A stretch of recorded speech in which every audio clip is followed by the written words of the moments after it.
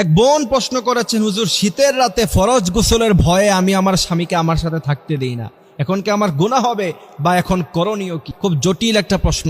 এই প্রশ্নটা সাধারণত কেউ করে না। এক বোন হোয়াটসঅ্যাপে আমাকে এই প্রশ্নটা করেছে যে তিনি বলছেন, তিনি বোঝাতে চেয়েছেন, হুজুর যেহেতু ফরজ নামাজ ফজরের নামাজ আমাকে পড়তে হয়, আর রাতের বেলা যদি আমরা একসাথে থাকি তাহলে তো আমাকে ফরজ গোসল করতে হবে, আর আমাদের এখানে গরম পানির কোনো ব্যবস্থা নাই, ঠান্ডা পানিতে আমাকে গোসল করতে হয়। এই ভয়ে আমি আমার স্বামীকে থাকতে দেই না আমার সাথে, এই জন্য আমার স্বামী আমার উপর রাগ করে। এখন এটার করণীয় কি? আমি কি আমার স্বামীর হক নষ্ট করেছি কিনা? এটা একটা প্রশ্ন। গোটা জাতির উদ্দেশ্যে সেই উত্তর আমরা দিয়ে দিচ্ছি। আমরা যারা শুনছি অবশ্যই এই আলোচনাটুকু শেয়ার করব। তার কারণ হচ্ছে ইসলামের ব্যাপারে আপনি একটি বিষয় শেয়ার করবেন, সে যদি আমল করে এর সওয়াব আপনি কিয়ামত পর্যন্ত পেতে থাকবেন। সুবহানাল্লাহি বিহামদিহি সুবহানাল্লাহিল আযীম। এইখানে এই প্রশ্নের উত্তর দেওয়ার আগে স্বামীর মর্যাদা সম্পর্কে আমাকে বলতে হবে। বিশ্বনবী সাল্লাল্লাহু আলাইহি সাল্লাম বলছেন, তোমাদের মধ্যে তোমাদের স্বামীদের মর্যাদা এত আকাশচুম্বী, যদি পৃথিবীতে আল্লাহ ব্যতীত অন্য কাউকে সিজদা দেওয়ার অথরিটি অনুমতি থাকতো তাহলে আমি গোটা পৃথিবীর সমস্ত মেয়ে লোকদেরকে বলতাম তোমরা তোমাদের স্বামীর পায়ে সিজদায় লুটিয়ে পড়ো। এ হচ্ছে স্বামীর মর্যাদা। বিশ্বনবী সাল্লাল্লাহু আলাইহি সাল্লাম বলছেন, তোমার স্বামী যদি তোমার উপরে খুশি থাকে, তুমি যখন মৃত্যুবরণ করবা সে যদি তোমার উপরে খুশি থাকে, এতটুকুই তোমার জান্নাতে যাওয়ার জন্য যথেষ্ট।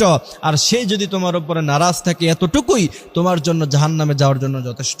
এ হচ্ছে স্বামীর মর্যাদা। এবার আসেন যে শীতের রাতে শুধুমাত্র ফরজ গোসলের ভয়ে আপনি যদি আপনার স্বামীকে আপনার সাথে থাকতে না দেন, আপনার গুনাহ হবে কিনা বা করণীয় কি? এই প্রশ্নের জবাব যদি আমি দিতে চাই তাহলে বিশ্বনবী সাল্লাল্লাহু আলাইহি সাল্লাম থেকে হাদিস এসেছে। বিশ্বনবী বলছেন, কোনো মেয়ে লোকেরা যদি রান্না করা অবস্থায়, সে কিচেন রুমে রান্না করছে, এমত অবস্থায়, এটা খুব সেন্সিটিভ জায়গা, সে যদি সেখান থেকে চলে আসে, আগুন ধরতে পারে, খাবার নষ্ট হয়ে যেতে পারে, খাবার পুরা হয়ে যেতে পারে।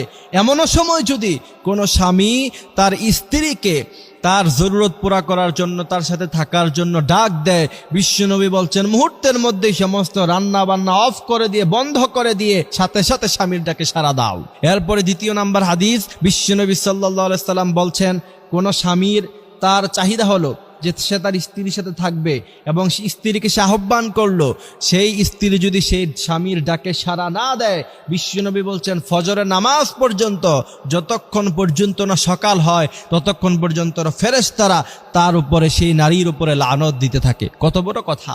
এই জন্য এই হাদিসগুলি থেকে বোঝা যায় অবশ্যই শীতের, এই প্রচন্ড শীতের সময় যখন শৈত্যপ্রবাহ হয়, ওই সময় যদি আপনার স্বামী আপনার সাথে থাকতে চায়, অবশ্যই আপনি তাকে সঙ্গ দিতে হবে, আপনি অবশ্যই তার সাথে থাকতে হবে, তাকে সময় দিতে হবে।